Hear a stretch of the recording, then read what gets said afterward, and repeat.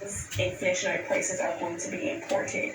But we also have to consider the cost of doing business here locally. So the rising price of fuel would not only have affected the consumer, but it also would have affected distributors, etc. And therefore we have the cost of doing business being impacted. Minister of Home Affairs and Information Wilfred Abrams has sought to clarify a new directive where people may now receive a fixed penalty notice for not wearing a face mask in public. That fixed penalty is $100.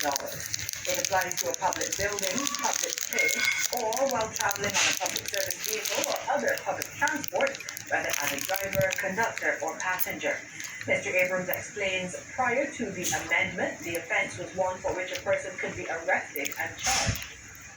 If you were found not wearing a mask, wearing a mask was prescribed action. So if you're in a certain public place on a bus, for example, and you did not wear your mask, and for some reason they will stop and the police challenged you, as it obtained before last week, for the police to enforce the law, they will have to arrest you, charge you, you go in front of magistrate. And then if the magistrate found you guilty of not wearing a mask without reasonable excuse, you could face a fine of up to $50,000. Nobody got fined $50,000, but the possibility was there that the fine could range from $0 to $50,000. Mr. Abrams says having a conviction means a person has a criminal record, and paying the fine means that's the end of the matter. A lot of the public did not actually understand that there was the possibility of threat of a $50,000 fine. And what I'm seeing and what we've been hearing is a lot of people believe that all of a sudden last week the government instituted a fine of $100 for people not wearing a mask. This is not a scale, so this is a serious tone down of what obtained prior to last week. And sir, and the police, I've seen it, I saw it in Oyster, sir. This weekend, the police are not running down looking to charge people, and they're not even running down looking to ticket people. The government extending the state of emergency in Barbados until September 22nd this year. This is as a resolution on the Emergency Management Act was debated and passed in the lower house.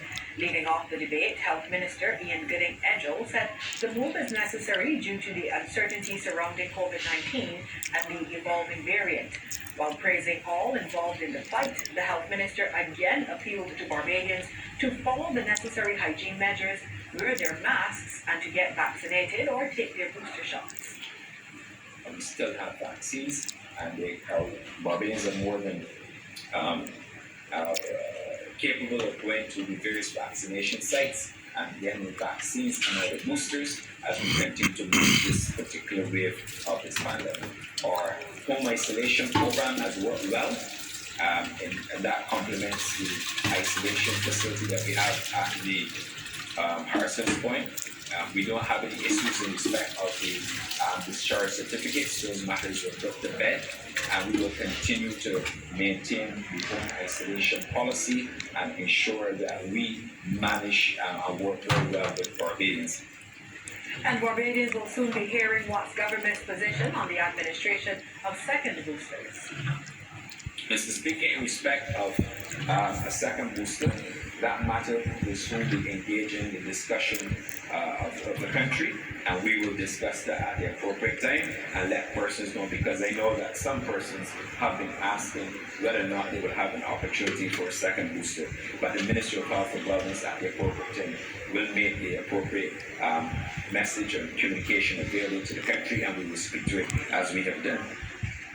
Minister of State in the Ministry of Health, Dr. Sonia Brown, wants to see the Queen Elizabeth Hospital return to being number one in the region. And even though it has slipped over the years, she believes it can reach that feat once more.